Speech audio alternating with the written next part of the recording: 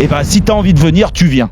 Tu viens même si tu reviens de blessure, surtout le statut qu'il a, il est capitaine. Oui. Et là, donc, tu nous expliques que tu as besoin de repos parce que il faut souffler, parce que les 2 matchs cacahuètes de l'équipe de France en Hongrie contre l'Israël hier et le match qui va arriver en Belgique, t'as pas envie de les jouer parce que tu en as joué 80 déjà depuis la saison dernière, donc tu as envie de souffler.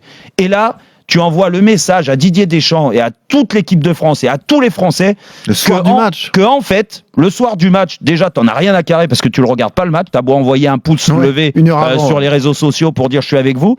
T'en as rien à carrer déjà de ça. Que derrière, tu sais très bien que ça va sortir les images. Donc t'es au-dessus de tout. Et puis, n'empêche que c'est pas grave, c'est le terrain qui va primer. Donc, vous allez voir avec le Real Madrid, je vais marquer des buts. Mais non, Kylian, en fait, tu te sers de cette image-là parce qu'on t'a monté très haut, on t'a mis au-dessus de la Tour Eiffel à Paris et au-dessus de la Tour Eiffel et au-dessus du président de la République à une certaine période dans le football et en France. Donc, tu peux pas donner cette image-là. Là, tu as encore fauté. Et là, moi, je vais aller plus loin et je donne la parole à Manu et à Steve.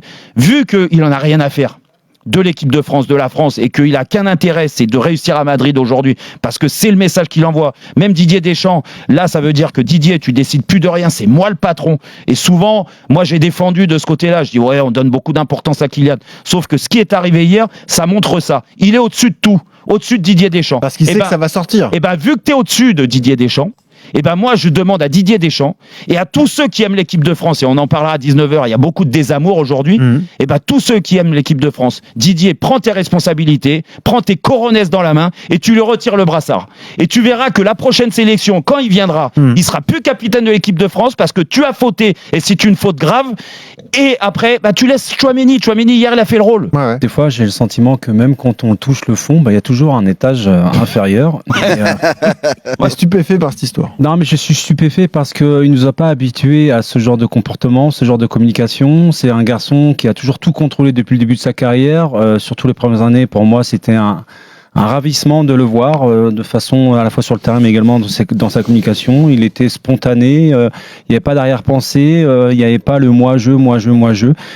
Et puis tout a changé et aujourd'hui on s'aperçoit qu'en fait c'est à l'image de certaines déclarations qu'il a fait récemment dans une conférence de presse en disant qu'il se fichait royalement de ce que pouvait penser le commun des mortels, alors que c'était pas du tout sa communication il y a quelques années encore. Il était dans une opération séduction en permanence, il avait des objectifs impressionnants, il les a atteints pour la plupart et il en a encore beaucoup à atteindre, mais il avait convaincu tous les Français que c'était le joueur préféré, aussi une personnalité très appréciée en France et à juste titre. Là, je me dis que là, on parle de Kylian Mbappé, un des plus grands joueurs au monde. Ces joueurs aujourd'hui sont gérés comme des multinationales. Il y a un family office autour d'eux. Il y a beaucoup de personnes qui les représentent et qui gèrent leurs intérêts sur différents secteurs.